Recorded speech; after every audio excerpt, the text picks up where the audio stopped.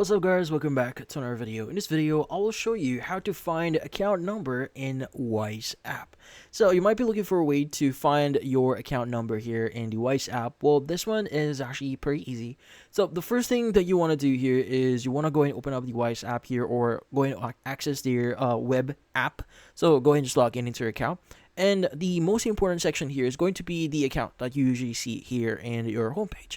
Now, there are multiple accounts that you can see here. You have a USD account, a PHP account, or whatever currency that you have on your account here.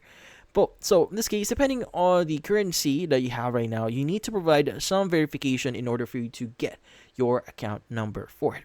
So in this case, let's go and click on one of our accounts here. So we have a PHP account. Let's go and just press on it. And from then on, you should be able to see some details about your account here. So in this section here, you should be able to see your current balance, and also that you should be able to see all of the transactions for it.